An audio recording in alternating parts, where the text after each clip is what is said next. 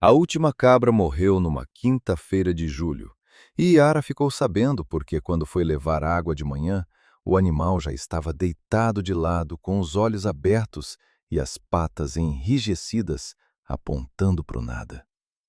Ela não entrou no chiqueiro de imediato. Ficou na porta, com a lata d'água na mão, olhando. A cabra se chamava Baiana, nome que Gilmar tinha dado, não ela. E pesava talvez 12 quilos, talvez menos agora, depois de 3 semanas sem pastar direito.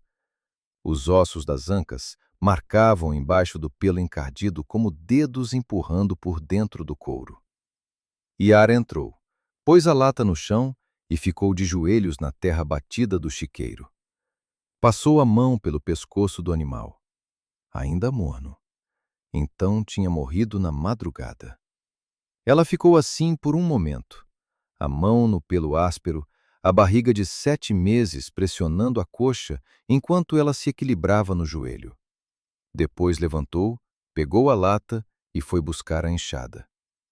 Levou 2 horas para enterrar a cabra. A terra estava dura de seca e a barriga atrapalhava o movimento. Cada golpe com a enxada puxava alguma coisa por dentro. Não dor, só peso. Aquela lembrança constante de que ela não estava mais sozinha no próprio corpo. Quando terminou, o sol já estava alto e ela estava encharcada de suor, as mãos com bolhas nas palmas, onde o cabo de madeira tinha trabalhado. Ela não chorou. Não porque não quisesse, mas porque desde que Gilmar tinha ido embora, ela aprendeu que chorar gastava energia que ela não tinha de sobra, e energia era uma coisa que ela contava agora. Como contava o feijão, como contava os dias. Os dias ela contava na parede. Na parede, ao lado da janela do quarto, desde o primeiro dia depois que Gilmar foi embora, ela riscava uma marca com a ponta de um prego enferrujado. Não tinha sido uma decisão pensada. No primeiro dia, ela tinha acordado sem saber quanto tempo tinha passado desde que ele foi e entrou em pânico por um segundo, aquele pânico de quem perdeu o fio. Aí pegou o prego e fez um risco. No dia seguinte, fez outro. Depois virou hábito. Antes do café, antes de qualquer coisa, ela ia até a parede e fazia o risco do dia. Naquela manhã de quinta-feira, depois de enterrar a cabra e lavar as mãos no tanque, ela foi até a parede e fez o 47º risco. Ficou olhando para a sequência. 9 grupos de 5, 45, mais 2 soltos. 47 dias desde que Gilmar pegou a mochila marrom, disse volto antes do neném nascer, e sumiu pela estrada de terra sem olhar para trás. O bebê devia nascer em menos de 2 meses. Feijão para uns 10 dias, se ela comesse pouco. Farinha tinha acabado. O café estava no fim. Ela estava usando 3 vezes a mesma borra antes de jogar fora. O pacote de macarrão atrás das outras latas ela não tocava. Era a última coisa, a fronteira, e ela não ia cruzar essa fronteira enquanto tivesse qualquer outra opção. A cabra tinha sido a última opção que ela não chegou a usar. Yara colocou o prego no bolso do avental e foi fazer o café. O fogão a lenha tinha a grade torta desde agosto. Uma das barras tinha cedido com o peso de uma panela de ferro cheia e a grade ficou torcida de um lado. Ela tinha aprendido a cozinhar assim, inclinando a panela e pondo um tijolo quebrado embaixo do lado mais alto para equilibrar. Era um sistema que funcionava, do tipo de solução que você arruma quando não tem como arrumar de verdade. Ela colocou a caneca no fogo e ficou olhando a água esquentar. Pela janela da cozinha, dava para ver o terreiro, a cerca de arame, a caatinga do outro lado, cinza e branca naquela hora da manhã, o mandacaru no canto direito, parado como um braço levantado. Nenhum bicho, nenhum barulho de bicho. O silêncio do sertão em seca é um silêncio diferente. Não é vazio, é uma presença, alguma coisa que pesa e não tem nome. Ela fez o café com 3 colheres e tomou em pé, encostada na pia, olhando o terreiro. Botou a mão na barriga. Hoje tem que dar um jeito, ela disse. Ele chutou leve quando ela falou, aquele chute pequeno do lado esquerdo que ela já sabia reconhecer. O jeito que ela pensou foi a roça de milho. Gilmar tinha plantado em março, esperando chuva que não tinha vindo direito, e o milho tinha crescido torto e pequeno. Mas ela não ia até lá fazia mais de um mês. O caminho era íngreme e cheio de pedra solta, e ela tinha medo de cair. Naquele dia, ela ia. Ia ver o que tinha sobrado. Ia trazer o que conseguisse carregar. Ela amarrou o cabelo com um pano, colocou o chapéu de palha e saiu. A roça ficava a uns 300 metros da casa, atrás do paiol, subindo um trecho de terra vermelha entre pedras. Ela foi devagar, um passo de cada vez, testando o chão antes de transferir o peso. A barriga mudava o centro de equilíbrio e ela ainda não estava acostumada de um jeito completo. Às vezes o corpo tentava se mover do jeito antigo e aí vinha aquele desequilíbrio de segundo, aquele susto. A roça estava pior do que ela esperava. A maioria das plantas estava dobrada ou seca na base. Tinha umas 20 espigas que valiam alguma coisa. Milho pequeno, duro, os grãos amarelados e encolhidos, mas presentes. Ela encheu o avental, amarrou as pontas com um nó e começou a descer. Foi descendo que ela viu a poeira. Uma nuvem baixa no caminho que vinha da estrada. O único caminho que chegava ao sítio, 6 quilômetros de terra vermelha desde o asfalto. Ela parou. Ficou olhando com a mão na testa, fazendo viseira contra o sol. Uma figura, a pé, vindo devagar. Ela ficou parada onde estava, o avental cheio de milho pesando nas mãos, e esperou. O homem chegou perto o suficiente para ela ver que não era Gilmar, antes mesmo de ver a cara. Era mais alto, mais largo nos ombros, com um passo diferente, o tipo de passo de quem passou muito tempo andando em terreno ruim e aprendeu a economizar cada gesto. Levava uma trouxa nas costas amarrada com corda, do jeito antigo, chapéu de couro escurecido de suor e sol, camisa de manga comprida apesar do calor. Parou a uns 12 metros e Yara não recuou. Ficou onde estava, os pés bem plantados na terra vermelha. Os olhos dela foram para as mãos dele, abertas, caídas ao longo do corpo. Foram para o pescoço, foram para os pés, as botas velhas, mas inteiras, o que significava que ele não estava em fuga, fugindo se vai em qualquer coisa que tem nos pés. Boa tarde, ele disse. A voz era rouca, como de quem ficou vários dias sem falar. Boa tarde, ela disse. Ele olhou para o sítio atrás dela, para o paiol, para o telhado da casa. Olhou para o avental cheio de milho. Não demorou o olhar em nenhum lugar, só varreu e voltou para o chão. Estou procurando serviço, ele disse. Trabalho por comida, qualquer serviço. Ela ficou em silêncio. Sei trabalhar em roça, cerca, construção, ele continuou. Sei cuidar de animal. Animal eu não tenho mais, ela disse. Ele assentiu uma vez, como se aquilo fosse uma informação e não uma resposta. O sol estava nas costas dela, quente. O milho pesava, a barriga pesava mais. A grade do fogão está torta, ela disse. As palavras saíram antes que ela decidisse dizê-las. E tem um buraco no telhado do paiol. Ele olhou para o paiol, olhou para o telhado, olhou para ela. Posso ver, ele disse. Ela não deixou ele entrar em casa. Mostrou o paiol de longe, mostrou onde ficava a ferramenta no caixote atrás da casa e foi para a cozinha sem dizer mais nada. Pela janela, ela ouvia ele trabalhando, o barulho de telha sendo movida, o som de madeira sendo batida com um nó do dedo para testar, os passos cautelosos no telhado inclinado. Sons de trabalho que ela não ouvia fazia 47 dias. Ela ficou debulhando o milho na mesa, os dedos tirando os grãos secos com um movimento mecânico e, de vez em quando, olhava pela janela. Via os pés dele pendurados na beira do telhado. Via as mãos aparecendo e desaparecendo enquanto ele trabalhava. 2 horas no telhado sem parar e sem perguntar nada. Quando desceu, foi direto ao caixote.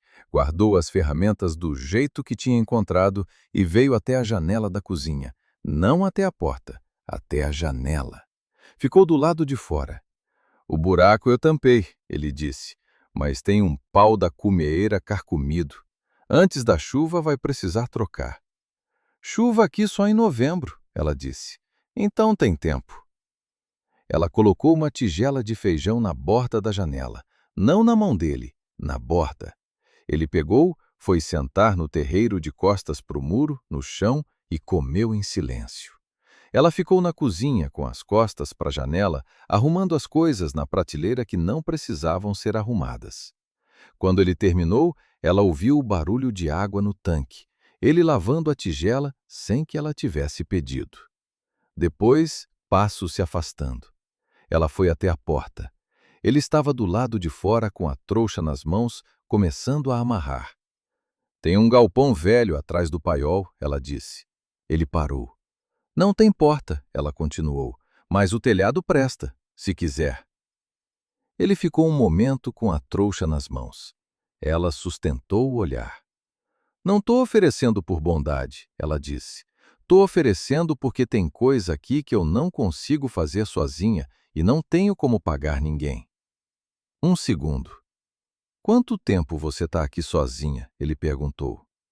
Ela não tinha esperado uma pergunta, esperava sim ou não.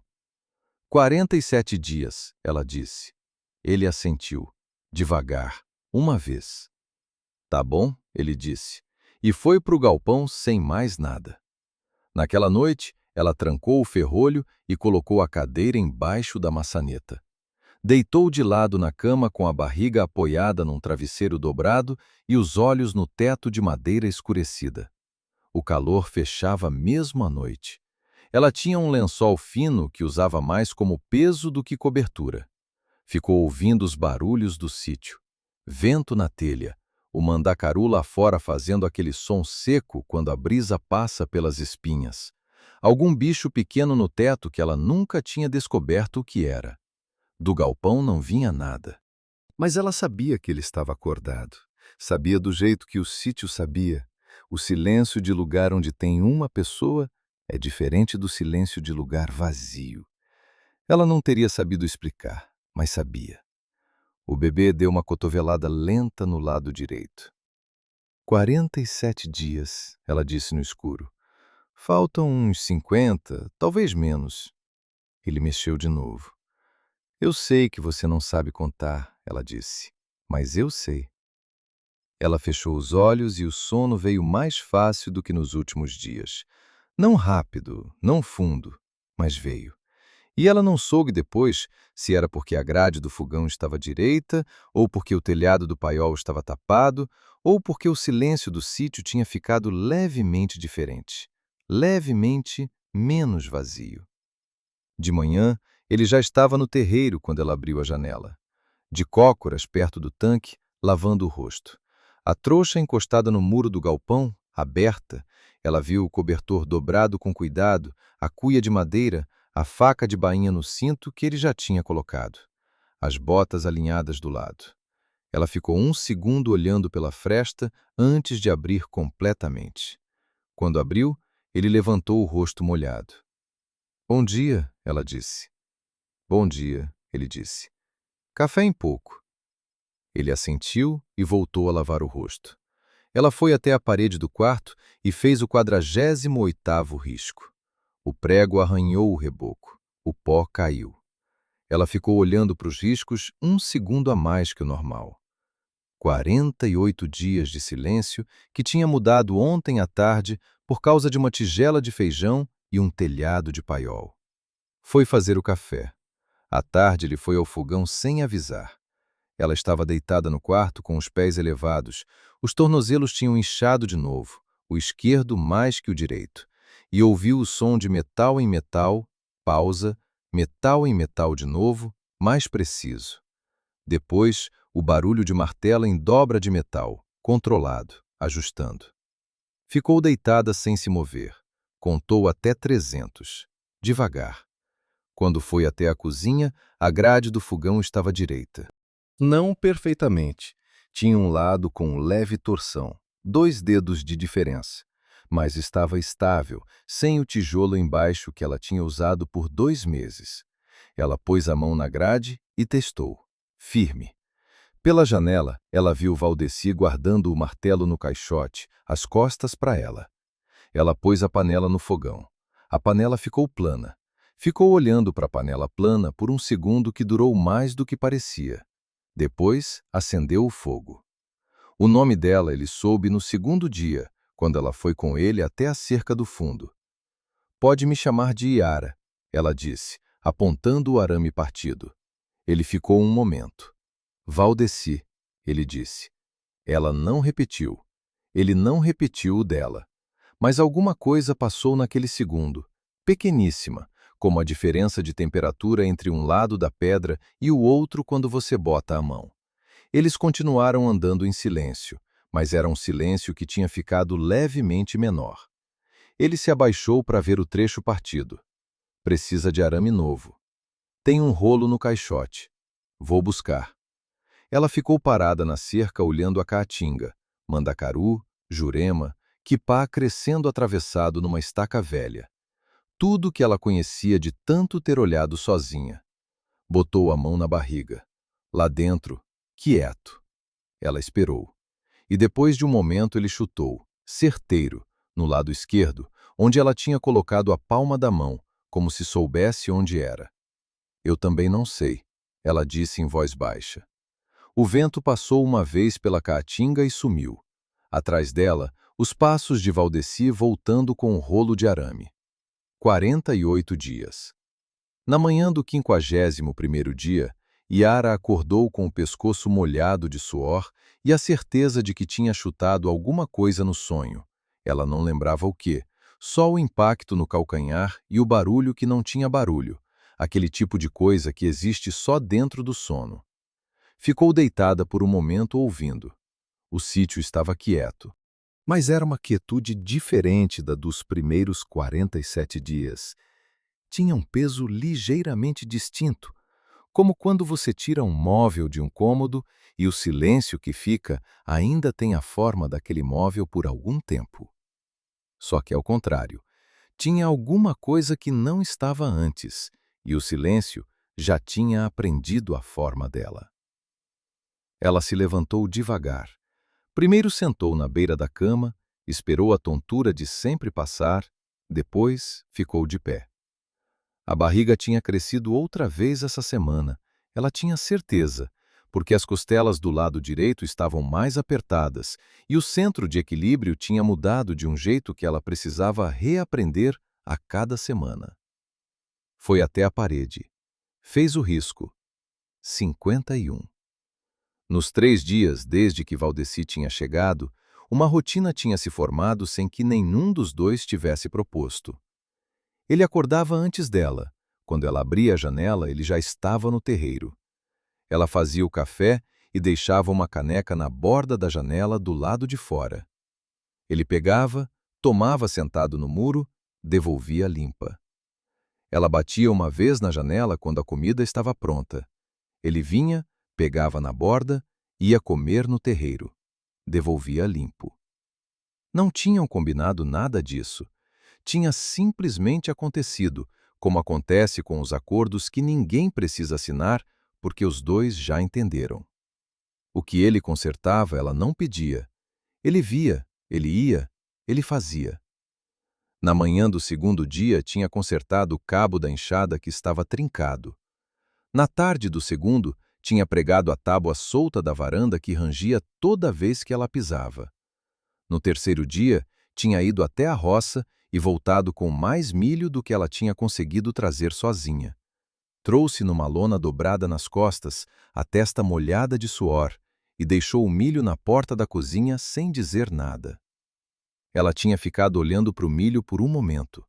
Depois tinha entrado, aberto a gaveta, pego o prego e feito mais um risco na parede, mesmo não sendo de manhã, mesmo não sendo a hora. Não sabia explicar por quê. Fez. No 51º dia, ele foi até o poço. O poço ficava atrás da casa, a uns 20 metros, coberto por uma tampa de madeira velha que ela mal conseguia levantar sozinha. Ela usava o poço para tudo: beber, cozinhar, lavar, e nos últimos dias tinha sentido que a corda estava puxando mais pesado, o que significava que o nível tinha baixado. Ela estava na cozinha quando ouviu o barulho da tampa sendo removida. Parou o que estava fazendo e ficou ouvindo. Ouviu ele jogar a corda, ouviu o balde bater na água lá embaixo, mais longe do que o normal, confirmando o que ela suspeitava. Ouviu ele puxar, ouviu o balde subir, ouviu ele jogar de novo. Ele ficou no poço por 1 hora. Quando terminou, veio até a janela. "O nível está baixo", ele disse. "Uns 3 metros menos do que devia." "Eu sei", ela disse. "Se não chover até outubro, vai secar." Ela olhou para ele. "Eu sei", ela disse de novo. Ele ficou 1 segundo na janela sem falar. "Tem jeito de cavar mais fundo?", ele disse. "Não é trabalho de um dia." "Você sabe fazer isso?" Ele ficou um momento. "Já fiz", ele disse. "Uma vez." Ela assentiu. "Quando você quiser começar", ela disse. Ele foi. Naquela tarde apareceu uma mulher. Yara estava na varanda descascando milho quando ouviu passos de sandália no chão seco. Aquele barulho específico que ela conhecia. Olhou para o fim do terreiro e viu Dona Raimunda vindo pelo caminho, chapéu de palha na cabeça e sacola de pano no braço. Dona Raimunda tinha uns 60 anos e morava no sítio mais próximo, 4 quilômetros pela estrada, 2 pelo atalho da Caatinga. Vinha umas 2 vezes por mês. Trazia ovos quando tinha, ou queijo, ou só vinha ver porque dizia que não conseguia dormir quando ficava muitos dias sem ver. Yara gostava de Dona Raimunda. Era a única pessoa que tinha aparecido no sítio desde que Gilmar foi. "Menina", Dona Raimunda disse, chegando e já avaliando a barriga com aquele olhar de mulher que teve filhos e sabe medir o tempo por tamanho. "Tá mais pra frente que semana passada." "Tô", Yara disse. "E esse homem aí?" Ela perguntou sem parar de andar, sem mudar o tom. Yara olhou para o lado onde Dona Raimunda estava olhando. Valdeci estava a uns 50 metros, de costas para elas, trabalhando na cerca do lado norte. "Veio pedir serviço", Yara disse. "Trabalha por comida." "Desde quando?" "3 dias." Dona Raimunda chegou na varanda, pôs a sacola no chão e ficou olhando para Valdeci com aquela avaliação silenciosa que as mulheres velhas do interior fazem. Não julgamento, cálculo. "Você conhece ele?" ela perguntou. "Não", Yara disse. "E deixou ficar?" "Deixei." Dona Raimunda ficou em silêncio. Depois tirou 6 ovos embrulhados num pano da sacola. "Trouxe isso", ela disse. "E trouxe uma coisa que você precisa saber." Elas foram para dentro. Yara fez café fraco e sentou na mesa. Dona Raimunda sentou do outro lado, tirou o chapéu. "Esse homem", ela disse. "Valdeci, você falou?" "Isso." "Eu ouvi o nome antes. Foi há uns 2 meses, quando fui na cidade para a consulta do Antônio. Estava no armazém do Sebastião quando chegou o Zé Pequeno da fazenda do Coronel Bento, lá do lado do Piauí. E ele estava contando uma história." "Que história?" Dona Raimunda pôs as mãos na caneca. "Uma cheia grande no rio Canindé, no começo do ano. Enchente ainda tem às vezes, mesmo na seca. Quando chove muito no alto da serra, desce tudo de vez. Essa foi grossa. Tinha uma boiada grande sendo conduzida, 200 e tantas cabeças. O vaqueiro responsável pela travessia perdeu o controle. A boiada entrou no rio na hora errada e a corrente levou." Yara ficou olhando para Dona Raimunda. "Levou tudo?" ela disse. "Quase. Uns 20 animais conseguiram passar. O resto..." Dona Raimunda fez um gesto com a mão, devagar. "O dono era homem de posses. Perdeu muito. E o condutor-chefe era o vaqueiro responsável. E o nome desse vaqueiro era Valdeci. Era esse nome que o Zé Pequeno falou." Ela olhou para a caneca. Não sei se é o mesmo homem. Sertão é grande, nome igual tem. Mas o Zé Pequeno disse que esse vaqueiro tinha sumido depois, que o dono tinha mandado cobrar e ele tinha ido antes de responder. Yara ficou em silêncio. Pelo lado de fora, ela ouvia o barulho de arame sendo esticado na cerca, regular, cadenciado. "O que você acha?" ela perguntou. "Acho que você é uma mulher sozinha com 7 meses de barriga", Dona Raimunda disse. "E acho que homem que foge de dívida não é necessariamente homem que faz mal à mulher grávida. Mas acho que você tinha que saber o que eu sabia." Yara assentiu. "Obrigada", ela disse. Dona Raimunda ficou mais um pouco, contou as notícias da região. Antes de ir, parou na porta e olhou de novo para o lado de Valdeci. Ele consertou a grade do fogão. Yara disse, sem que ela tivesse perguntado nada. A velha ficou um momento sem falar. "Então", ela disse, e foi embora pelo caminho de terra. À noite, Yara ficou deitada pensando na história da boiada. 200 e tantas cabeças, a corrente levando, o dono mandando cobrar. Ela tentou montar a cena. O rio cheio, os animais em pânico dentro d'água, o som disso. Ela nunca tinha visto uma travessia de gado, mas o avô dela tinha descrito uma vez, a voz baixando quando chegou na parte do que podia dar errado. Pensou em Valdeci trabalhando na cerca, no jeito que ele batia com o nó do dedo na madeira para testar, no passo econômico de quem aprendeu a não gastar movimento. Não era o jeito de um homem que fugia, mas ela sabia, de saber velho, que fuga não tinha cara específica. Às vezes tinha exatamente o jeito de quem trabalha duro e não fala muito. O bebê mexeu. Uma virada completa, aquela que ela sentia como onda passando de um lado para o outro. "Eu sei", ela disse. "Eu também estou pensando." Ela não disse nada para Valdeci sobre o que Dona Raimunda tinha contado. Nos dias seguintes, ele começou o trabalho do poço. De manhã cedo, ela já ouvia a picareta antes de chegar lá, aquele som surdo e regular de ferro em pedra. Quando ela chegava na borda e olhava para baixo, via a cabeça dele desaparecer mais fundo a cada dia, a terra das paredes cada vez mais úmida e escura. Era um trabalho que ela nunca teria conseguido pagar. No 54º dia, ela foi até o galpão buscar uma lona. Pegou o que precisava. Na volta, viu a trouxa de Valdeci no canto, o cobertor dobrado, a cuia de madeira. E embaixo do cobertor, um pouco para fora, uma tira de couro trançado tão gasta de uso que a cor original não dava mais para identificar. Do tipo que serve de rédea, do tipo que alguém carrega porque não consegue largar, mesmo que não tenha mais o que prender. Ela não tocou. Pegou a lona e foi embora. Na noite do 56º dia, às 2 da manhã, ela ouviu passos no terreiro. Ficou imóvel, escutando. Passos lentos, cuidadosos. O passo de quem não quer acordar ninguém. Ouviu o balde no tanque, a água puxada devagar. Os passos voltando. Ela foi até a janela. Afastou a cortina um dedo de largura. Valdeci estava sentado no chão de costas para o muro do galpão, a caneca nas mãos, olhando para o nada. Não estava bebendo, só segurava.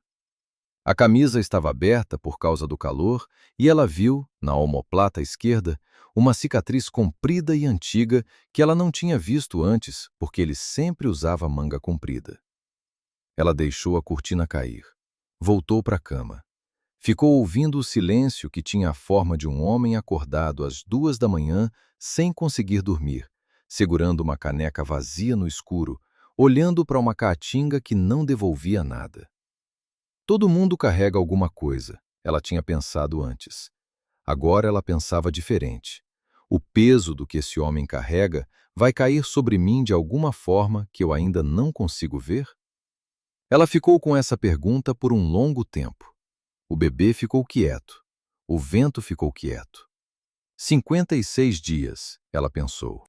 e não fez a conta do que faltava, porque as contas que ela mais precisava fazer não tinham números claros ainda. No 58º dia, ele achou o bilhete na pedra. Ela tinha esquecido do bilhete. O endereço do sítio, o pedido de notícia de Gilmar, que ela tinha deixado na fenda da pedra grande no alto do morro. Valdeci tinha subido o morro naquela manhã sem dizer por quê. Voltou com o papel na mão e pôs na borda da janela, do jeito que ela punha a tigela de comida. Achei isso na pedra, ele disse. É meu, ela disse. Ele assentiu. Não perguntou nada, mas ficou parado 1 segundo a mais que o normal. Ela sentiu aquele segundo. Ficou quieta, esperando. Quem é Gilmar? Ele disse. A voz neutra, sem inflexão. Não curiosidade, verificação. Ela ficou olhando para o papel por um momento. O pai, ela disse. Só isso. Ele ficou quieto. Tá bem? Ele disse. Não era pergunta sobre Gilmar. Ela olhou para ele. Primeira vez que olhava de frente, sem desviar, por mais de 1 segundo. Tô, ela disse. Ele assentiu. Virou e foi. Ela ficou com o papel na mão. Dobrou. Guardou no bolso do avental. Não jogou fora. À noite, ela ficou pensando no jeito que ele tinha perguntado. Tá bem. Não, ele vai voltar. Não, você tem família. Não, o que aconteceu. Tá bem. Era pequena demais para ser grande coisa e grande demais para ser só educação. Era o tipo de pergunta que alguém faz quando já avaliou tudo o que tem para avaliar e concluiu que a única coisa que ainda falta saber é aquela. O bebê estava quieto. Ele perguntou se eu tô bem. Ela disse em voz baixa, a mão na barriga. Acho que sim. Acho que tô. Silêncio. Acho, ela disse de novo, mais devagar. Lá fora, o vento passou na caatinga e foi embora. O mandacaru ficou parado no mesmo lugar de sempre. 58 dias. Ela fechou os olhos. O 62º dia começou com um cheiro de chuva que não ia vir. Yara conhecia esse cheiro. Petricor de longe, aquele que o vento traz de tempestade que está caindo em algum lugar a 100 quilômetros e que passa por cima do sertão sem parar, como visita que acena pela janela do ônibus sem descer. Ela sentiu o cheiro quando abriu a janela de manhã e ficou parada um momento com a mão na madeira da janela, os olhos fechados, respirando. O bebê chutou, forte, do lado direito, mais alto do que de costume. Eu sei, ela disse. Não é para aqui. Ela foi até a parede e fez o risco. 62. O prego tinha ficado mais gasto de tanto uso e o risco saiu mais raso do que os outros. Ela passou de novo, mais fundo, até o pó branco cair no chão de cimento, como sempre. 62 dias. O bebê devia nascer em menos de 3 semanas, talvez menos. Ela não sabia calcular com precisão porque nunca tinha feito isso antes, e o médico na cidade tinha dado uma data que ela não confiava, porque médico de cidade dava data baseada em máquina, e máquina não sabia o que o corpo de uma mulher sabia. O corpo dela sabia que estava perto. Sabia porque as dores de prática tinham começado. Aquelas contrações que não são parto, são ensaio, que aparecem e somem e deixam um cansaço diferente do cansaço normal. Sabia porque o bebê tinha descido. Ela sentia o peso diferente, mais baixo, mais concentrado na bacia. Sabia porque acordava 3 vezes por noite para urinar e dormia em posição cada vez mais difícil de encontrar. Ela não tinha dito nada disso para Valdeci. Não sabia por que não tinha dito. Talvez porque dizer em voz alta tornasse real de um jeito que ela ainda não estava pronta. Talvez porque ele já estava fazendo o suficiente, o poço, a cerca, a roça, e ela não queria adicionar mais peso numa trouxa que já estava pesada. Ela fez o café e deixou a caneca na borda da janela. Valdeci estava cavando o poço quando ela ouviu o barulho. Era quase meio-dia. O sol estava a pino e o calor tinha fechado de um jeito que fazia o ar tremer sobre o terreiro. Ela estava na sombra da varanda descansando, os pés elevados numa cadeira, quando ouviu um som que não era o som normal do trabalho do poço. Era diferente. Um baque surdo, depois silêncio, depois um barulho de terra caindo. Ela ficou imóvel por um segundo. Depois levantou. Foi até o poço o mais rápido que conseguiu, não correndo porque não conseguia correr mais, mas com aquele passo largo e urgente que era tudo que o corpo deixava fazer. Chegou na borda e olhou para baixo. Não via Valdeci. Valdeci! Ela chamou. Silêncio. Valdeci! Ela chamou de novo, mais forte. Um som. Abafado, vindo de baixo.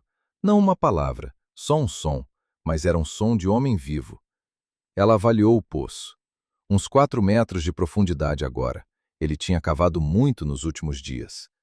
A parede do lado norte tinha cedido parcialmente. Ela via a terra fresca desmoronada lá embaixo. A corda e o balde estavam ainda presos na roldana. Você consegue se mover? Ela gritou. Uma pausa. Depois. Consegue. A voz dele, abafada, mas inteira. Perna presa. Ela ficou um segundo parada na borda do poço com o coração batendo forte no pescoço. Ela não podia descer. Não com 8 meses de barriga. Não com as paredes de terra úmida. Não com o risco de fazer desmoronar mais. Ela sabia disso com a clareza de quem avalia a situação e não tem tempo de sentir. Você consegue tirar a perna sozinho? Ela gritou. Silêncio. O som de alguém tentando se mover. Depois. Não. Tem pedra. Ela olhou para a corda. Olhou para o terreiro. Olhou para suas mãos. Espera, ela disse. Ela foi, aquele passo largo e urgente, até o galpão. Tinha uma corda mais grossa lá dentro, ela sabia. Tinha visto quando foi buscar a lona. Entrou, foi direto ao canto, encontrou a corda enrolada atrás de uma lata velha. Pesada. Boa. Voltou para o poço. Amarrou uma extremidade no tronco de um buzeiro torto que ficava a 3 metros do poço. Testou o nó 2 vezes, 3 vezes, puxando com o peso do corpo inteiro. Firme. Jogou a outra extremidade para o buraco. Tem uma corda, ela gritou. Você consegue alcançar? Silêncio. O som de movimento lá embaixo. Consegui, ele disse. A pedra você consegue tirar do jeito que tá? Uma pausa mais longa. Se eu tiver apoio, ele disse. Usa a corda para apoio. Quando a pedra sair, você segura e sobe. Silêncio de novo. Ela ficou na borda do poço com as mãos na corda, segurando do lado de cima. Não porque ia aguentar o peso dele se ele caísse. Ela sabia que não ia, mas porque era o que tinha para fazer. O som de pedra sendo movida. O som de terra caindo. Um barulho que ela não soube identificar de imediato. Esforço, dor, as duas coisas misturadas. Depois o som de alguém se erguendo. A corda tensionou na mão dela. Ela firmou os pés no chão, inclinou o corpo para trás, usou o peso. A cabeça de Valdeci apareceu na borda do poço. Ele saiu sozinho, sem ajuda de mão, usando só a corda e os braços e a força de quem passou a vida fazendo trabalho pesado.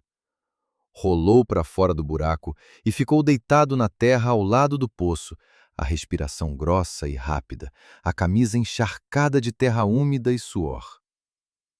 Yara ficou de joelhos do lado dele, os joelhos na terra quente, a barriga quase tocando o chão, mais perto do que tinha ficado de Valdeci em todos os 62 dias.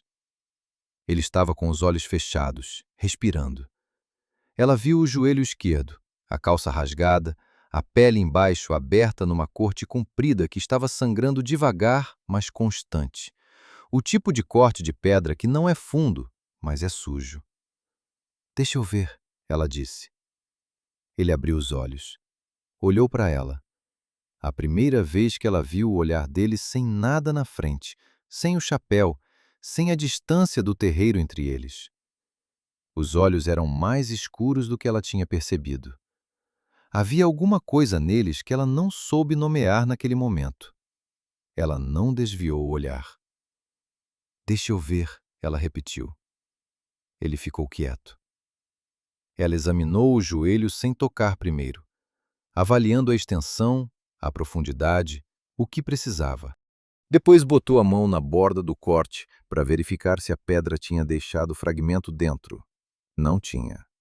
"Precisa limpar", ela disse. "Entra." Pela primeira vez em 62 dias, Valdeci entrou em casa. Ele entrou mancando, a perna esquerda doendo mais do que ele mostrava. Ela via pelo jeito que distribuía o peso, sempre um pouco mais para o lado direito. Ele foi até a cadeira que ela apontou na cozinha e sentou sem falar. Ela foi buscar o que precisava: a água fervida que tinha no fogão, o pano limpo que guardava para esse tipo de coisa, o vidro de álcool que estava com menos de um terço dentro, mas tinha o suficiente. Ela se abaixou na frente dele, devagar, os joelhos primeiro, a barriga entre eles, e começou a limpar o corte. Ele ficou imóvel. Não fez nenhum som quando o álcool entrou no corte. Ela sentiu o músculo da perna tensionar embaixo da mão dela, mas ele não fez som nenhum. "Não precisava ter me tirado", ele disse, enquanto ela trabalhava. A voz estava neutra, mas havia alguma coisa embaixo dela. "Eu sei", ela disse, sem parar. "Eu ia conseguir sozinho." "Talvez", ela disse, mas demorava mais. Ele ficou em silêncio. Ela terminou de limpar, pegou o pano limpo e fez um curativo simples. Não tinha atadura, só o pano dobrado e amarrado com tira de outro pano. Funcionava. Ela tinha aprendido a fazer curativo com o avô dela quando era menina, porque no interior não se ia ao médico por qualquer coisa, e essa lição tinha ficado.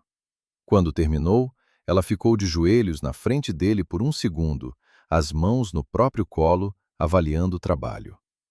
"Tá bom", ela disse. Ele olhou para o curativo, olhou para ela. "Obrigado", ele disse. Era a primeira vez que ele dizia obrigado.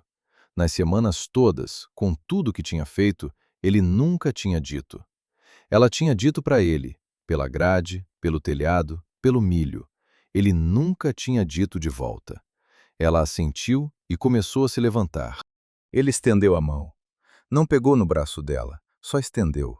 Colocou no espaço entre eles, disponível. Ela pegou. A mão dele era grande e grossa de calo, a palma dura de trabalho de anos, e ela sentiu isso tudo no segundo que durou enquanto ela se levantava. Soltou assim que ficou de pé. Ele soltou também. Nenhum dos dois disse nada sobre aquele segundo. Ele ficou sentado na cadeira da cozinha mais tempo do que ela esperava. Ela foi arrumar as coisas que tinha usado, foi até a janela verificar o sol, foi colocar mais lenha no fogão. Ele ficou na cadeira, a perna estendida, olhando para o fogão. "Você aprendeu com quem?" ele disse de repente. Ela olhou para ele sem entender de imediato. "O curativo", ele disse. "Meu avô", ela disse. Ele era o único que sabia fazer alguma coisa de medicina aqui perto. Todo mundo ia lá. Ele assentiu. "Ele ainda vive?" Ele perguntou. "Não, faz 4 anos." Silêncio. "E você ficou no sítio dele?" ele disse. Ela olhou para o fogão. "É o sítio do Gilmar", ela disse. "Eu vim depois." Ele não perguntou mais. O fogão crepitou com um nó na lenha, um estalo seco que preencheu o silêncio por um segundo. Ela foi até o fogão verificar a lenha. De costas para ele, ela disse: "Você perdeu a boiada no Canindé." Não era pergunta. O silêncio que veio depois tinha textura. Ela sentiu ele mudando atrás dela, não de posição, de alguma coisa mais dentro. "Foi", ele disse. A voz igual, mas igual demais, do tipo de igual que é esforço. Ela ficou de costas por mais um momento. Depois virou. Ele estava olhando para a mão. A mão direita, espalmada no joelho, os calos marcados, a linha das articulações salientes de tanto apertar cabo e corda e rédea. 238 cabeças. Ele disse, sem que ela tivesse perguntado. Entrou 238. Saiu 21. Ela ficou quieta. O rio subiu 3 palmos em 2 horas. Ele continuou. Eu medi. Eu sabia que estava alto. Mas o patrão tinha prazo, e o patrão estava na outra margem gritando para eu entrar. Pausa. Eu entrei. Ela olhou para ele. Ele estava olhando para a mão ainda. E os animais? Ele disse mais baixo. 217 animais que eu conduzi desde o Piauí, que eu conhecia pelo nome, que eu sabia qual era brava e qual era mansa, e qual precisava de guia na frente para não entrar em pânico. Ele parou. Você não deixa ir embora uma coisa dessa. A cozinha ficou quieta. O fogo era o único barulho. Ela foi até a mesa e sentou de frente para ele. O patrão mandou cobrar, ela disse. Mandou. E você foi embora. Ele levantou os olhos da mão e olhou para ela, direto, pela primeira vez de verdade. Fui, ele disse. Não tenho o que pagar. Nunca vou ter o que pagar. E ficar lá preso naquilo? Ele parou. Não conseguia. Você não tem culpa da chuva, ela disse. Ele ficou quieto. Mas tem culpa de ter entrado mesmo sabendo, ela disse. Não como acusação, como fato, do jeito que ela falava quando não tinha mais energia para dourar as coisas. Ele ficou olhando para ela. Tenho, ele disse. Ela assentiu. Aquilo era diferente de perdão, era diferente de absolvição. Era só verdade dita em voz alta na cozinha de um sítio no meio da caatinga, sem ninguém ouvindo além dos dois e do bebê que não havia nascido ainda. Ela se levantou, foi até o fogão e começou a preparar o jantar. Ele ficou na cadeira mais um tempo. Depois se levantou, foi até a porta, parou. Yara, ele disse. Era a primeira vez que ele usava o nome dela. Ela não virou. Ficou de costas para o fogão. Que foi? Ela disse. Ele ficou um segundo na porta. Nada, ele disse. E foi. Ela ficou na cozinha depois que ele saiu, mexendo na panela sem necessidade. A fumaça de lenha subia pelo fogão e saía pela fresta da janela. Lenha de Jurema, aquele cheiro amargo e familiar que ela sempre associou com cozinha de interior, com mulher de avental, com a vida que as mulheres da sua família tinham vivido em lugares como esse. Ele tinha dito o nome dela. Era a primeira vez. Ela tinha dito o nome dele no segundo dia, e ele tinha usado você desde então, e ela também, sem perceber que estava evitando até agora. O bebê chutou, alto, no lado direito, mais forte do que de costume. Eu sei, ela disse em voz baixa. Ela não soube o que estava concordando, mas concordou. Naquela noite, ela não conseguiu achar posição. Virou para um lado, a barriga pesava. Virou para o outro, o joelho de cima ficava sem apoio. Ficou de costas e o bebê pressionou alguma coisa que deu uma fisgada rápida no lado esquerdo. Voltou para o lado direito. Às 11 da noite, ela desistiu de dormir e foi para a varanda. Sentou na cadeira de ripas do canto. O terreiro estava escuro, lua nova, céu cheio de estrelas, mas sem luz suficiente para iluminar o chão. Ela ouviu, do galpão, o som de alguém que também não estava dormindo. Não eram passos, era o som de alguém se virando numa superfície dura. Uma vez. Pausa. De novo. Valdeci, ela disse, não muito alto, mas suficiente. Uma pausa. Que foi? A voz dele, do galpão. Você tá com dor no joelho. Silêncio. Tô, ele disse. Tem um catre sobrando no quarto de depósito, ela disse. É melhor do que o chão. Pausa longa.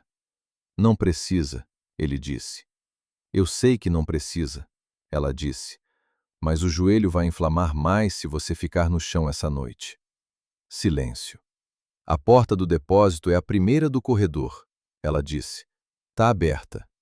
Ela ficou na varanda mais um tempo.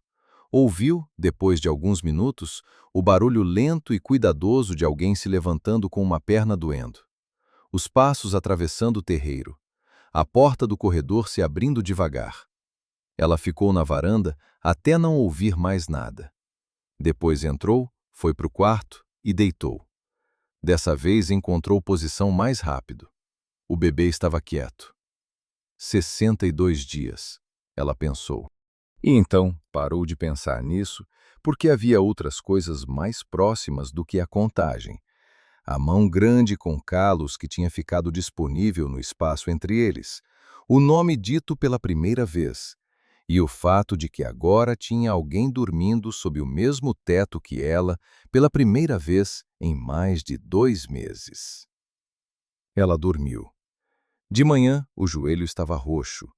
Ela viu quando ele saiu do depósito, roxo do tornozelo até a metade da coxa, aquela cor de hematoma profundo que demora dias para aparecer e semanas para sumir.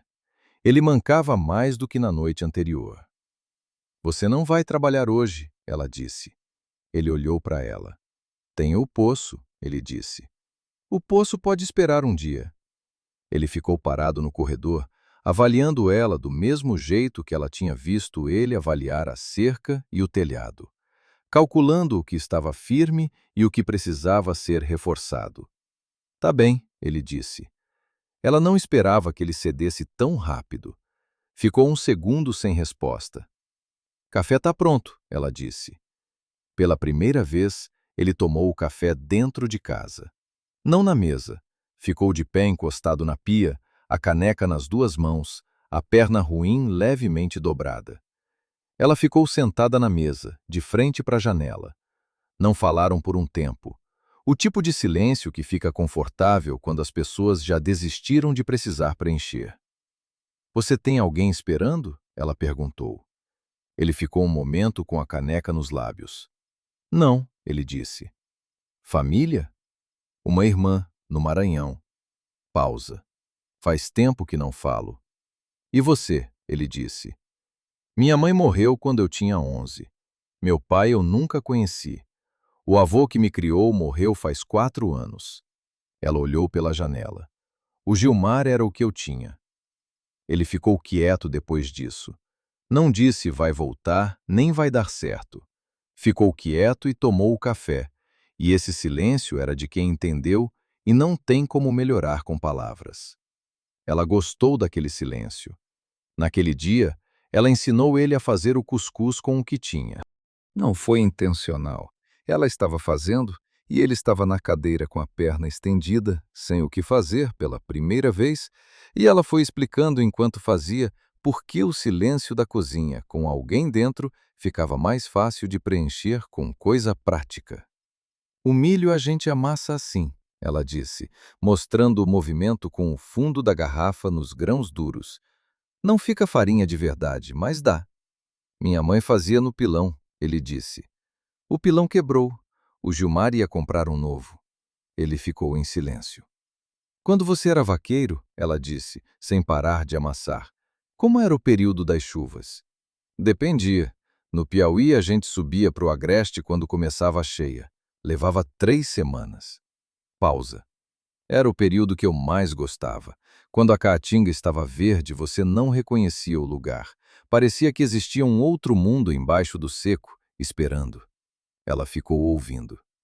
E os animais sabiam, ele continuou, a voz mais baixa, como quem não planejou falar tanto. 2 dias antes de chover, eles ficavam diferentes, inquietos. Eu aprendi a ler isso. Quando via aquela inquietação, eu sabia que ia chover antes de qualquer nuvem aparecer. Ela olhou para a barriga. Esse aqui também, ela disse. Antes de qualquer dor, ele fica diferente. Mais quieto ou mais agitado, depende, mas sempre diferente.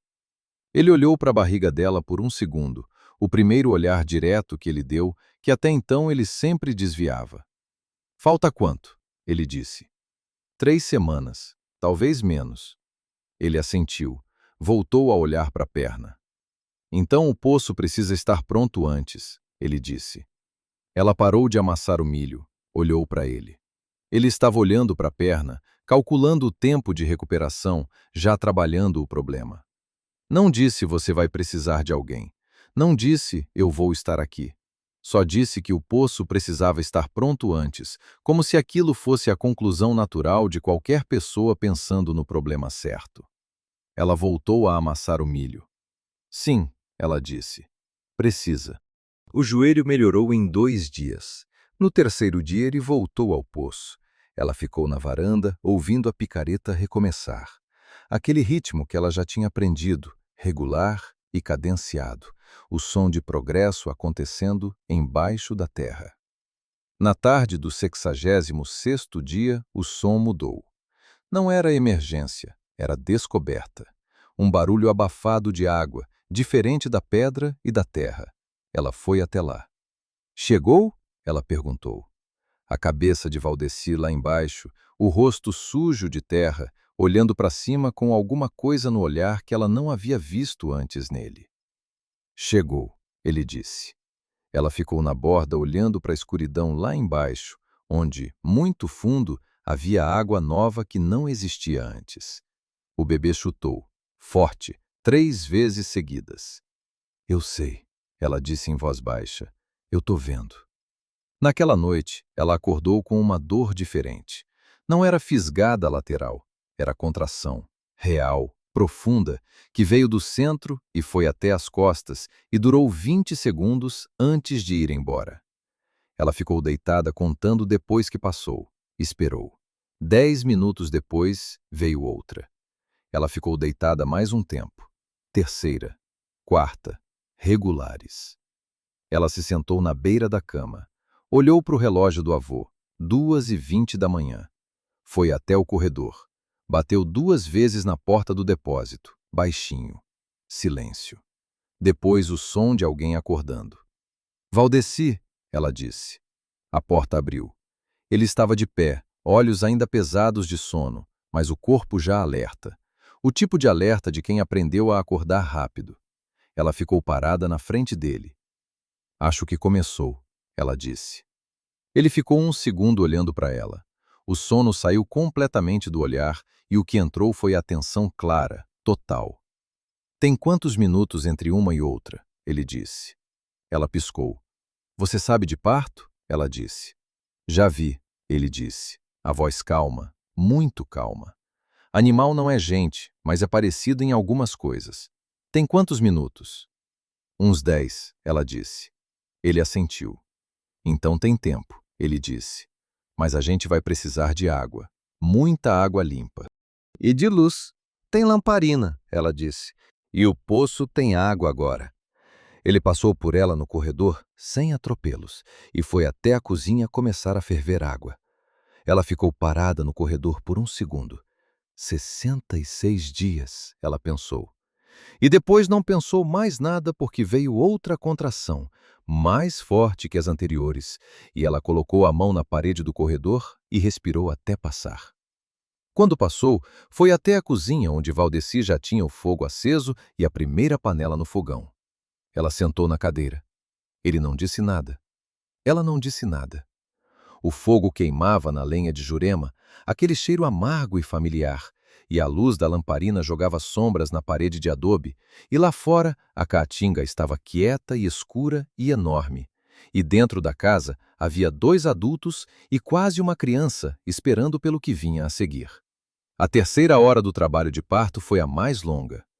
Yara tinha perdido a conta das contrações em algum momento depois das 4 da manhã, não porque tinham ficado menos frequentes, mas porque ficaram tão próximas que não valia mais contar o intervalo, valia só atravessar cada uma e chegar na outra margem. Ela estava na cama, de lado, com o travesseiro apertado nos braços, e a cada contração ela fechava os olhos e escolhia um ponto fixo atrás das pálpebras e ficava nele até passar. Valdeci estava na cadeira perto da cama. Não na cama, na cadeira, a distância certa, nem perto demais, nem longe demais. Ele tinha trazido a cadeira de ripas da varanda sem que ela pedisse, tinha sentado e ficou ali. Quando ela precisava de água, ele levantava. Quando ela precisava de pano úmido na testa, ele levantava. Quando ela não precisava de nada, ele ficava sentado sem tentar preencher o silêncio com conversa. Tá bem, ela disse, durante uma contração, não para ele, para si mesma. Tô aqui, ele disse. Não vai passar nem tá quase. Só tô aqui, que era a única coisa verdadeira que existia para dizer. Às 5:30 da manhã, ela encontrou a caixinha. Não foi uma decisão. Ela tinha se levantado entre contrações para andar um pouco, porque o médico tinha dito que andar ajudava. E andando pelo quarto, ela parou na frente da gaveta pequena do criado mudo. A gaveta que ela não abria fazia semanas, porque era de Gilmar, e ela tinha parado de mexer nas coisas de Gilmar em algum momento, sem marcar o dia em que parou.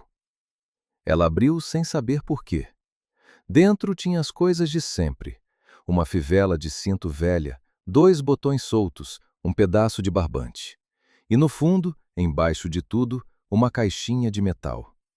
Do tamanho de uma caixa de fósforos, a tampa amassada de um lado. Ela pegou. Abriu. Dentro tinha uma fotografia dobrada e um papel escrito à mão. A fotografia era dela grávida, uns 4 meses de barriga, sorrindo para o lado, tirada no terreiro numa tarde que ela não lembrava, mas reconhecia pela luz. Alguém tinha tirado sem ela ver, porque ela não estava olhando para a câmera. Estava olhando para o mandacaru no canto do muro, com aquela expressão de quem está pensando em alguma coisa que não tem palavras ainda. Ela não sabia que Gilmar tinha essa foto. Ela não sabia que Gilmar tirava foto dela sem ela saber. Ficou olhando. Depois dobrou com cuidado e pegou o papel. A letra de Gilmar, grande e irregular, os acentos tortos, letra de homem que aprendeu a escrever tarde. Ela leu. Se eu não voltar a tempo, perdoa. Você é mais forte do que pensa, e eu sei disso desde o primeiro dia. Cuida do nosso. Sem data, sem assinatura. Ela ficou parada com o papel na mão e a contração que vinha chegando chegou de verdade. Forte, mais forte que as anteriores. E ela dobrou para frente segurando a beirada do criado mudo com a mão livre, o papel ainda na outra mão, respirando pelo nariz até o queixo, o jeito que o corpo encontrou sozinho lá pelas 3 da manhã. Quando passou, ela tinha os olhos molhados. Não de tristeza, ou de tristeza misturada com outras coisas que ela não tinha nome para separar. O tipo de coisa que acontece quando você descobre que alguém te conhecia de um jeito que você não sabia que te conhecia, e foi embora assim mesmo, e deixou a prova em caixinha de metal no fundo de gaveta. Ela dobrou o papel, colocou de volta, fechou a caixinha, guardou no bolso do avental pendurado na cadeira. Voltou para a cama. Valdeci, ela disse, quando a próxima contração passou. Ele levantou os olhos. O Gilmar sabia que não ia voltar a tempo, ela disse. Não era explicação, não era pedido, era só dizer em voz alta o que ela tinha acabado de entender. Ele escreveu antes de ir, deixou escondido. Valdeci ficou quieto. E foi assim mesmo, ela disse. Uma pausa. Isso muda alguma coisa? Ele disse. Ela ficou olhando para o teto. Não sei, ela disse. Talvez mude o que eu sinto. Não muda o que aconteceu. Ele assentiu. Ela virou o rosto um pouco. Não para ele, só o suficiente para ele estar no campo de visão dela. Você já perdoou alguém que fez uma coisa que você não pediu, mas que era necessária? Ela disse. Ele ficou em silêncio por um tempo que ela não mediu. Ainda estou tentando, ele disse. Ela fechou os olhos. Eu também, ela disse. Veio outra contração. Ela foi para o ponto fixo atrás das pálpebras. Valdeci levantou, foi buscar o pano úmido, colocou na testa dela sem perguntar se queria. Ela não disse nada. Ele voltou para a cadeira. O sol nasceu às 6:20. Ela sabia porque a cor atrás das pálpebras mudou. Laranja, depois amarelo, aquela progressão que o corpo aprende mesmo com os olhos fechados. As contrações estavam com menos de 5 minutos de intervalo e a pressão tinha mudado de qualidade, mais baixa, mais urgente, aquela diferença que não tem como explicar, mas que o corpo reconhece antes da cabeça. Acho que está chegando, ela disse. Valdeci se levantou. Ficou de pé ao lado da cama. Como você está sentindo? Ele disse. Pressão. Muita pressão embaixo. Então está chegando, ele disse. Você sabe o que precisa fazer. Sei, ela disse. Pausa. Mas não quero fazer sozinha. Ele ficou parado. Ela olhou para ele, de frente. Não estou pedindo que você fique no quarto, ela disse. Estou pedindo que você fique na casa, na cozinha, do lado de fora da porta. Ele ficou quieto por um segundo que era diferente dos outros silêncios. Estou aqui, ele disse, igual à madrugada.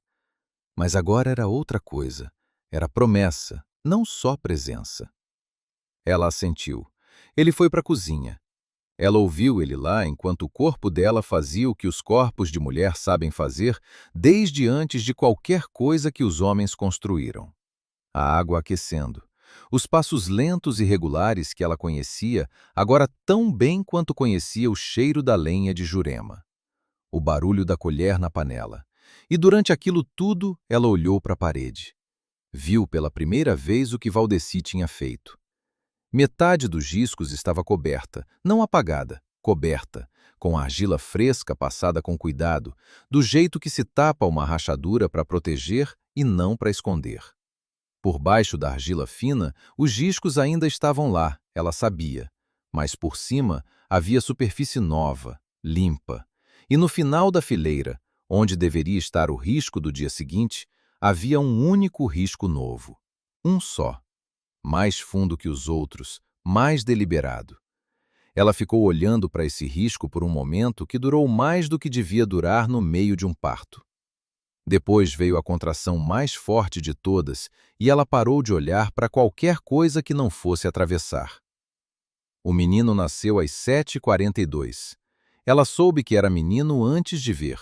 Soube pelo peso diferente quando saiu, pela forma que o corpo dela ficou de repente mais leve de um jeito que ela não esperava que fosse tão absoluto. Ele estava vermelho e molhado e indignado com o mundo. Berrou uma vez, forte, aquele primeiro berro que é diferente de qualquer barulho que existe. Ela botou a mão nas costas dele. Ele parou de berrar. Ficou olhando para ela com aqueles olhos de recém-nascido que não focam ainda, mas que procuram, que já procuram desde o primeiro segundo. Eu sei, ela disse em voz baixa. Eu também. Valdeci entrou quando ela chamou. Ela tinha se arrumado como conseguiu. O bebê no peito, o lençol limpo que tinha guardado semanas para isso, a lamparina ainda acesa, mesmo com o sol já claro, porque ela não tinha pensado em apagar. Ele entrou devagar, ficou perto da porta. O bebê estava dormindo, aquele sono fundo de recém-nascido, que é sono de quem acabou de fazer o trabalho mais pesado da vida só chegando. Valdeci olhou para o bebê. Havia alguma coisa no rosto dele que ela não tinha visto antes. Não exatamente emoção. O rosto dele continuava sendo o rosto de quem aprendeu a não mostrar muito. Era mais uma abertura, uma fresta, do tipo que aparece numa parede sólida depois de muito tempo, não porque a parede está cedendo, mas porque alguma coisa do lado de dentro precisava de ar. Como você vai chamar? Ele disse. A voz mais baixa do que de costume, mais cuidadosa, como quando se fala perto de coisa que dorme. Tomás, ela disse. Era o nome do meu avô, o que me ensinou a fazer curativo. Ele ficou olhando para o bebê. Tomás, ele disse, baixinho, como quem experimenta o peso de uma palavra pela primeira vez. Ficaram em silêncio. A luz da manhã tinha ficado mais branca, a hora em que o sol perde o laranja e vira trabalho. Lá fora, na caatinga, ela ouviu um pássaro. O primeiro pássaro que ouvia em semanas. A parede. ela disse. Ele ficou quieto. Quando você fez isso? Ela disse. Ontem à tarde, enquanto você estava descansando. Ela olhou para ele. Por quê? Ela disse. Ele ficou com aquele silêncio que era diferente dos outros, não escolhendo a versão mais curta, dizendo a verdade sem palavras, esperando ver se ela ouvia. Porque 60 e tantos dias de espera num lugar sozinho é peso demais para ficar na parede. Ele disse. Você já passou por isso. Não precisa acordar todo dia na frente disso. Ela ficou olhando para ele. E o risco novo? Ela disse. É ele disse. Um de cada vez, do zero. Ela olhou para o bebê que dormia, olhou para a janela, olhou para o risco na parede. Não disse obrigado, disse. Tem café no fogão. Ele assentiu, foi até a cozinha. Ela ficou ouvindo o barulho dele lá, a caneca, o fogão, os passos que ela sabia de cor. E ficou olhando para o risco novo, um só, fundo e deliberado, começando a contagem de tudo que vinha depois. Tomás respirou no peito dela, aquela respiração de recém-nascido que sobe e desce mais rápido do que adulto. Um de cada vez, ela disse em voz baixa. O pássaro cantou de novo lá fora. Ela dormiu 2 horas no meio da manhã com o bebê no peito. Acordou com o sol já alto, o quarto quente. Tomás ainda dormia, a bochecha encostada no peito dela. Da cozinha vinha cheiro de feijão com alho. Ela ficou quieta ouvindo. Não era o feijão que ela tinha deixado, era feijão novo, e o alho era o que ela estava racionando. Ficou ouvindo os barulhos da cozinha, a colher na panela, a lenha, o fogão que ela conhecia de cor. Ele estava cozinhando. Ela ficou deitada ouvindo aquilo por um tempo. Depois se levantou devagar. Tinha aprendido nas primeiras horas que Tomás acordava se ela se movia rápido, então aprendeu a se mover como água. Foi até a porta do quarto. Valdeci estava de costas para o fogão. Tinha tirado o chapéu. A camisa com mancha de suor nas costas, mesmo sendo manhã. Ela ficou olhando um segundo sem que ele soubesse. Pensou, esse homem perdeu 238 animais que ele conhecia pelo nome, carregou isso 6 meses de estrada, chegou aqui sem ter pedido para chegar, ficou porque havia trabalho a ser feito, tapou os riscos da parede com argila, e agora está na minha cozinha fazendo feijão com alho que eu estava guardando porque achou que eu ia precisar. Ela não soube o que fazer com isso. Então disse, você usou o alho. Ele virou, viu ela na porta com o bebê. Feijão sem alho não sustenta, ele disse. Eu estava racionando. Eu sei. Ele virou de volta para o fogão. Mas hoje não é dia de racionar. Ela ficou parada no batente. Depois foi até a mesa e sentou. Eles comeram juntos na mesa pela primeira vez. Não na borda da janela, não no terreiro. Na mesa, os dois sentados, Tomás no colo dela. Valdeci serviu as tigelas cheias sem perguntar quanto ela queria. O feijão estava melhor do que o dela. Ela não disse isso, mas estava. Comeram em silêncio por um tempo. O tipo de silêncio que não precisa de conversa, porque a conversa já foi feita, e o que ficou é mais honesto que palavra. Você vai embora, ela disse. Não era pergunta. Ele ficou com a colher parada. Ainda tenho o que fazer aqui, ele disse. Tem, mas um dia acaba. Ele olhou para ela. Um dia acaba. Ele concordou. Tomás se mexeu no colo dela. Aquele ajuste de recém-nascido que é metade sonho, e ela botou a mão nele sem olhar, só pelo tato. Quando for, ela disse, você vai saber que foi a hora. E eu não vou pedir para você ficar. Ele ficou quieto por um segundo. Por quê? Ele disse. Porque você ficou quando precisava ser ficado, ela disse. Isso não se pede. Isso se reconhece depois. Ele ficou olhando para a tigela, os olhos naquele lugar médio entre a tigela e a janela, onde as pessoas olham quando alguma coisa chegou de ângulo que não esperavam. Ela olhou para ele olhando para a tigela. Viu a linha do queixo dele, a barba de dias, o pescoço onde o sol tinha queimado mais escuro que o resto. Viu as mãos na colher. Aquelas mãos que ela conhecia pelo trabalho, pela corda do poço, pelo pano no curativo, pelo feijão que estava na tigela dela agora. Você é mais direta do que parece, ele disse. Eu era mais suave antes, ela disse. O sertão foi tirando. Uma pausa. Eu também era diferente, ele disse. Eu sei. Outra pausa. Mas é o que tem agora, ela disse.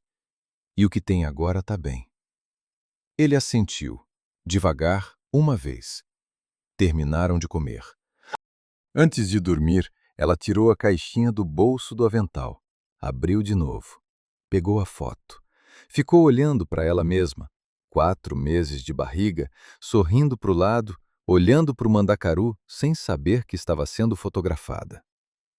Ela tentou lembrar aquela tarde. Não conseguiu. Tinha passado as tardes demais sem marcar, antes de começar os riscos, antes de aprender que o tempo precisava ser contado ou sumia. Ela pensou em Gilmar. Não a raiva, não a saudade, só Gilmar, o homem, que era complexo como os homens são complexos, que tinha ido embora e deixado uma foto dela que ela não sabia que existia, e que em algum momento tinha escrito num papel que ela era mais forte do que pensava.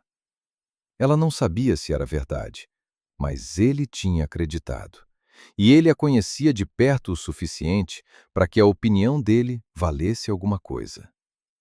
Ela dobrou a foto, colocou de volta, fechou. Tomás fez um som pequeno. Não choro, só som. Aquele tipo de ruído que os recém-nascidos fazem enquanto dormem, como se estivessem processando o mundo ainda dentro do sonho. Ela botou a mão nas costas dele. 66 dias de riscos na parede. Um filho no peito. Um homem na cozinha fazendo o café que ela ouviu começar a ferver enquanto o sol sumia da janela. Ela não mediu isso. Aprendeu que forçar medida em coisa que não comporta medida só quebra as duas coisas. Então ficou. Só ficou. Com o filho no peito e o cheiro de café e o silêncio do sertão lá fora que ela tinha aprendido a ouvir de um jeito que não ouvia antes. Ela dormiu de novo no fim da tarde. Acordou com o sol baixo e laranja entrando pela janela.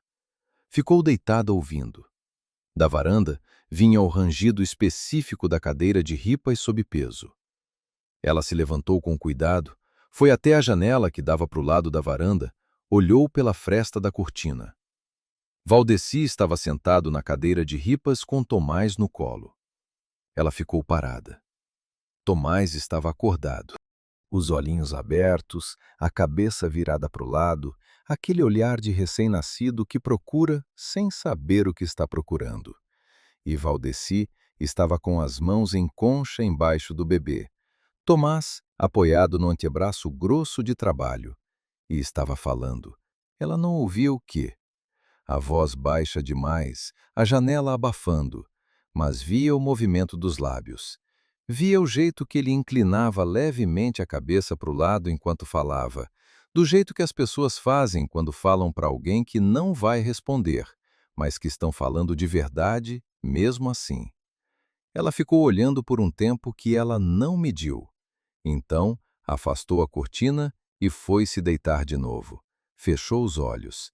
Ficou ouvindo o rangido da cadeira de ripas na varanda, aquele barulho lento e regular, como respiração de casa, e o silêncio da caatinga do lado de fora, e mais longe, o pássaro que tinha cantado de manhã, cantando de novo, aquele pássaro que ela ainda não sabia o nome, mas que estava lá. Ela não foi dormir de imediato, ficou ouvindo o rangido da cadeira, o pássaro, o silêncio do sertão que não é ausência, é tudo que ainda não aconteceu, esperando. E dentro disso, a voz baixa de Valdeci na varanda dizendo alguma coisa para Tomás que ela nunca ia saber o que era. Ela não precisava saber. Ela dormiu. Na manhã do 71º dia, Yara acordou antes do sol. Não por causa do bebê. Tomás estava dormindo, a respiração rápida e regular que ela já conhecia de cor, a bochecha encostada no travesseiro do lado dela. Ela acordou porque o corpo acordou, do jeito que o corpo acorda quando está processando alguma coisa que a cabeça ainda não formulou. Ficou deitada ouvindo a casa. Do quarto de depósito não vinha nada, mas ela sabia, do mesmo jeito que tinha aprendido a saber nos primeiros dias, que Valdeci estava acordado. O silêncio de lá tinha aquela textura específica de silêncio com pessoa dentro. Ela ficou deitada até o céu atrás da janela começar a clarear. Laranja primeiro, depois aquele branco de sertão que não é claridade suave, é claridade que chega toda de uma vez, como alguém virando a luz. Ela se levantou devagar. Tomás não acordou. Foi até a parede. O risco de hoje seria o segundo desde que Valdeci tinha tapado os outros. O segundo da contagem nova. Ela pegou o prego, mais gasto agora, a ponta quase redonda de tanto uso, e fez a marca. O pó caiu. 2. Ela ficou olhando para os 2 riscos por um momento. Depois foi fazer o café. Valdeci estava no terreiro quando ela abriu a janela, mas não do jeito normal. Não estava trabalhando, não estava de cócoras no tanque. Estava parado no meio do terreiro, de frente para a caatinga, as mãos nos bolsos, o chapéu de couro na cabeça. Ela ficou olhando pela janela por um segundo. Depois colocou a caneca na borda como sempre. Ele não veio buscar de imediato. Ela preparou a papa de milho para ela. Tomás ainda mamava, mas ela precisava comer mais do que comia antes, o corpo exigindo. E quando terminou de comer, a caneca ainda estava na borda da janela, cheia, esfriando. Ela foi até a porta da cozinha. "O café está esfriando", ela disse. Ele virou. Olhou para ela. Havia alguma coisa no olhar. Não tristeza, não exatamente, mas como decisão já tomada que ainda não tinha virado palavra. Ela sabia aquele olhar. "Tá bom", ele disse, e veio buscar a caneca. Ele ficou na soleira, não entrou. Tomou o café de pé, do lado de fora, olhando para o terreiro. Ela ficou dentro, encostada na pia, do lado de dentro. Ficaram assim por um tempo. "Você vai hoje?", ela disse. Ele ficou com a caneca nos lábios por um segundo. "Hoje", ele confirmou. Ela assentiu. Não disse mais nada de imediato. Ele também não. O sol estava subindo e o terreiro ficava mais claro a cada minuto, aquela claridade de sertão sem nuvem que não tem sombra suave, só luz e o que a luz revela. O pé de jurema no canto do muro. A lata de manjericão que teimava em não morrer. O chiqueiro vazio, onde Baiana tinha morrido numa quinta-feira que parecia muito mais longe do que 50 e tantos dias. "O poço tá bom", ele disse. "Vai durar pelo menos até o ano que vem, se não tiver seca forte." "Eu sei", ela disse. "A cerca do norte precisa de um arame de reforço no trecho da porteira. Tem arame no caixote." "Eu sei." "O paiol", ele começou. "Valdeci", ela disse. Ele parou. "Eu sei", ela disse. "Eu sei de tudo." Ele ficou quieto por um momento. "Não estou duvidando", ele disse. "Eu sei que não tá", ela disse. Silêncio. "Você vai para onde?", ela disse. Ele olhou para o horizonte, para a caatinga que ficava cinza e imensa do outro lado da cerca. "Não sei ainda", ele disse. "Vou andando até saber." Ela ficou olhando para ele, olhar para o horizonte. A linha do rosto dele contra o céu branco, o queixo, a barba de semanas, o pescoço queimado de sol. O chapéu de couro que ela tinha visto chegar no caminho de terra aquele dia que parecia muito mais longe do que era. "A irmã no Maranhão", ela disse. Ele ficou em silêncio. "Você falou que faz tempo que não fala com ela disse. "Faz", ele disse. "Isso é para onde eu iria", ela disse. Não como conselho, como observação. Ele ficou com a caneca nas mãos por um momento. "Talvez", ele disse. Ela assentiu. Do quarto veio o som de Tomás acordando. Não choro ainda, só aquele som de recém-nascido que precisa de mais uns segundos para decidir se vai chorar ou não. Ela ouviu e ficou onde estava por um segundo, porque esses segundos entre o primeiro som e o choro eram um tipo de segundo que você aprende a usar. Vai lá, ele disse. Ela foi. Quando voltou com Tomás no colo, Valdeci estava no terreiro com a trouxa nas costas. Ela ficou na porta da cozinha. Ele estava amarrando a trouxa com a corda do jeito antigo, os nós que ela tinha visto naquele primeiro dia, os nós de alguém que aprendeu a carregar o próprio peso de um jeito que ficasse firme na estrada. A cuia de madeira do lado de fora da trouxa, presa pela alça, a faca de bainha no cinto, as botas, as mesmas botas velhas, mas inteiras do primeiro dia. Ele terminou de amarrar. Virou. Ficou olhando para ela e para Tomás. Tomás estava acordado, os olhos abertos naquele olhar que não foca, mas procura. Ela inclinou levemente o bebê para frente.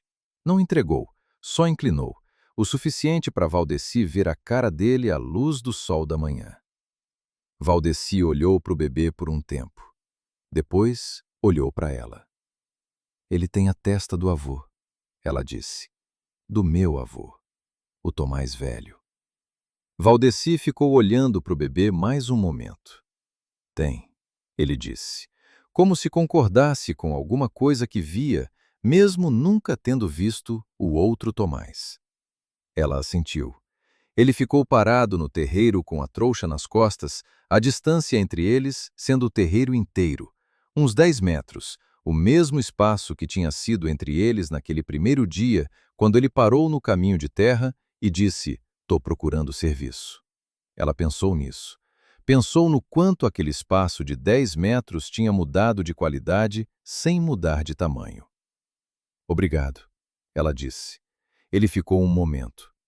Não foi por obrigação, ele disse. Eu sei, ela disse.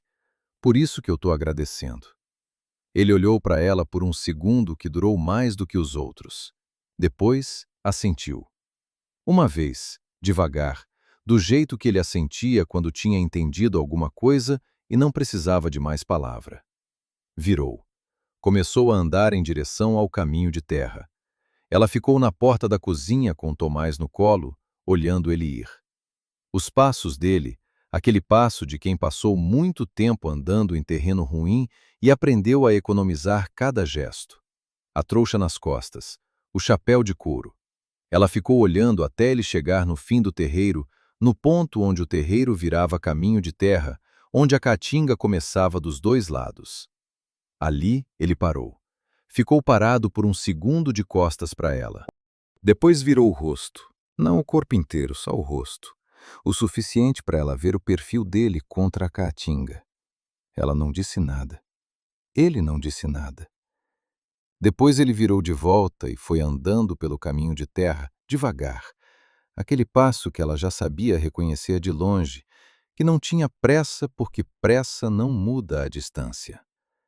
Ela ficou olhando até a figura dele diminuir no caminho, até o chapéu de couro virar um ponto marrom contra a caatinga cinza, até o ponto sumir na curva do caminho, onde a jurema crescia dos dois lados e fechava a visão. Sumiu. Ela ficou parada na porta por um tempo depois que ele sumiu. Tomás se mexeu no colo dela, aquele movimento de recém-nascido que é ajuste de posição, e ela botou a mão nas costas dele sem olhar. O terreiro estava vazio.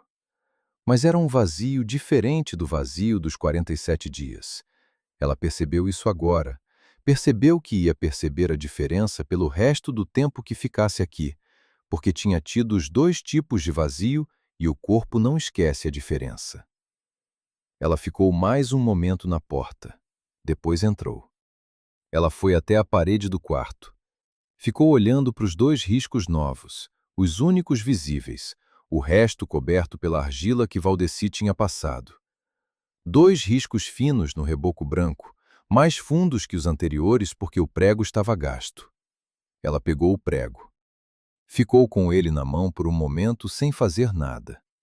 Depois foi até a janela do quarto, a janela que dava para o lado do caminho de terra, e ficou olhando para a caatinga. Não tinha mais nada para ver. A curva onde a Jurema fechava a visão estava quieta, sem movimento. Ela ficou olhando assim mesmo. Tomás fez o som que antecedia o choro, aquele som de aviso, 2 segundos antes de decidir de verdade. Ela inclinou o braço, ajeitou a posição e ele ficou quieto, o tipo de quieto de quem encontrou o que estava procurando. Ela ficou na janela mais um pouco. Depois foi até a parede. Fez o terceiro risco. O pó caiu no chão de cimento como sempre. 3. Ela olhou para os 3 riscos por um momento, 2 finos, um mais fino ainda, numa parede que agora era mais branca do que tinha sido quando ela chegou naquele sítio. Ela sabia que ia chegar o dia em que ia ter que ir à cidade. Tomás precisava de registro, de médico, de coisas que o sítio não tinha. Sabia que ia ter que resolver as coisas do Gilmar de alguma forma que ela ainda não sabia qual era. Sabia que o alho ia acabar, e a farinha ia acabar, e o feijão ia acabar, e ia ter que dar um jeito. Sempre dava. Mas aquele dia não era hoje. Hoje ela ia à roça ver o que tinha de milho, ia verificar o poço, ia fazer o café que tinha sobrado de ontem. Ia sentar na varanda de tarde quando o calor apertasse menos e ia ficar com Tomás no colo, ouvindo a caatinga que agora tinha o pássaro que ela ainda não sabia o nome, mas que estava lá todo dia, à mesma hora, como se tivesse descoberto que valia a pena. Ela foi até a cozinha, colocou a panela no fogão direito, acendeu o fogo, ficou olhando a chama pegar na lenha de Jurema, aquele cheiro amargo e familiar que era o cheiro da cozinha de interior, da vida que as mulheres da sua família tinham vivido em lugares como esse, e que era agora o cheiro da vida que ela ia viver também, diferente das outras vidas, mas não menos real. O fogo pegou. Ela ficou olhando por um segundo. Depois foi buscar a água. A manhã passou com o peso bom do trabalho que não tem urgência, mas tem que ser feito. Ela foi à roça com Tomás amarrado no peito com um pano, do jeito que a avó dela amarrava, que a mãe dela amarrava, que todas as mulheres daquela terra tinham aprendido, porque não se para de trabalhar porque tem criança, aprende-se a trabalhar com criança junto. O caminho estava igual, as pedras soltas, o trecho íngreme, a terra vermelha que ficava pó de seca. Ela foi devagar, mais cuidadosa do que antes, não porque estava com medo, mas porque agora tinha Tomás no peso. A roça tinha mais do que ela esperava. Espigas mais cheias no final da fileira, os grãos ainda amarelados, mas menos murchos, a terra daquele trecho devendo ser diferente, ou o ângulo do sol. Ela não sabia explicar e não precisava explicar. Colheu o que dava, encheu o avental, amarrou. Tomás dormiu o tempo todo, o rosto encostado no peito dela, a respiração rápida aquecendo um ponto da camisa. Na volta ela parou embaixo do umbuzeiro torto onde tinha amarrado a corda no dia do poço.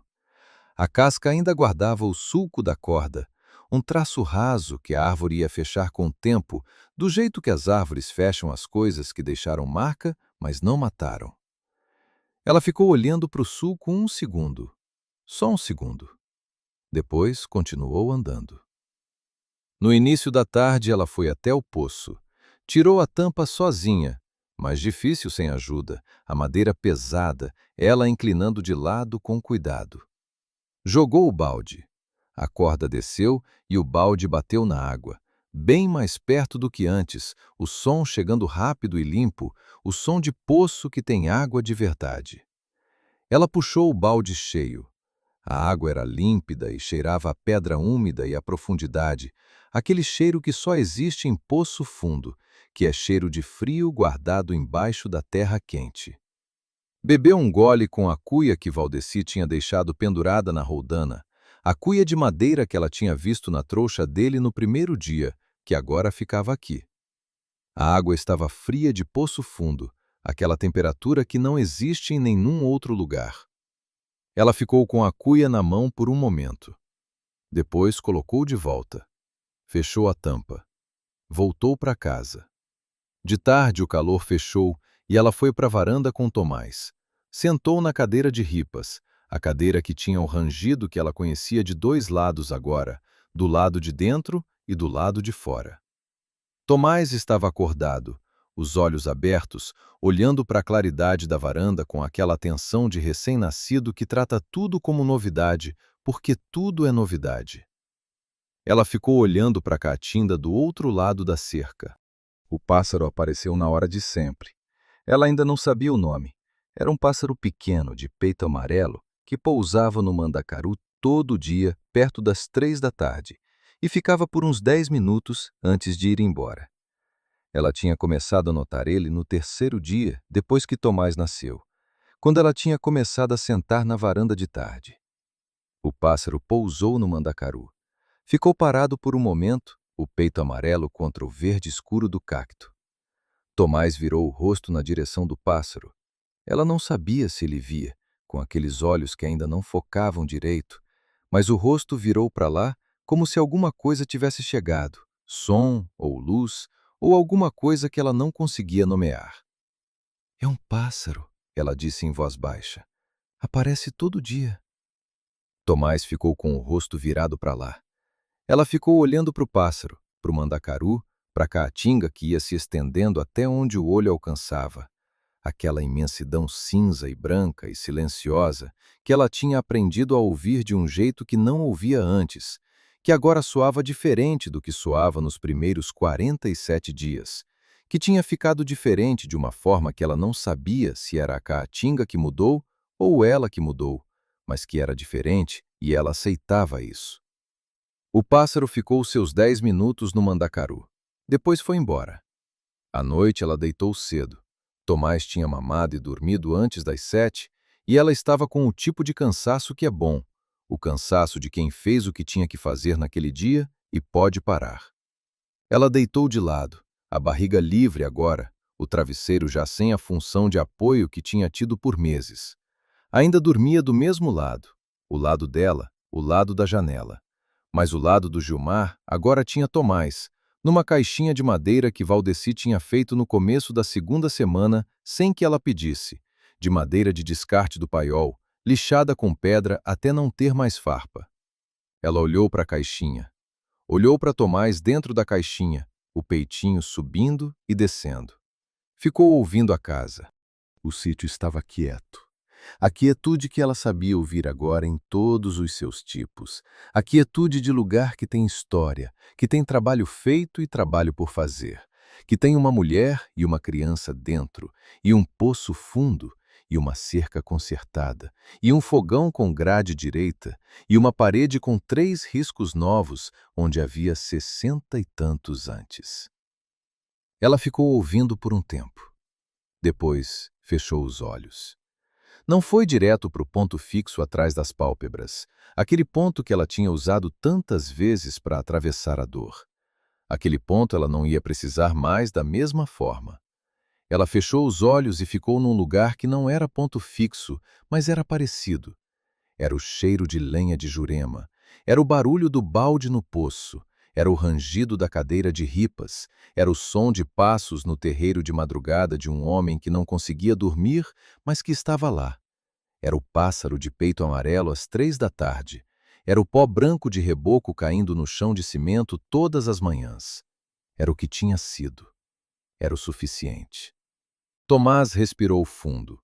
Aquela respiração mais longa que os recém-nascidos fazem às vezes no meio do sono, como suspiro, como se estivessem processando algo enorme num corpo muito pequeno. Ela botou a mão na beirada da caixinha de madeira.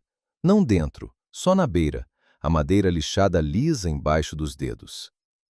"Tô aqui", ela disse no escuro. As mesmas palavras, mas agora eram dela. Lá fora a caatinga estava quieta.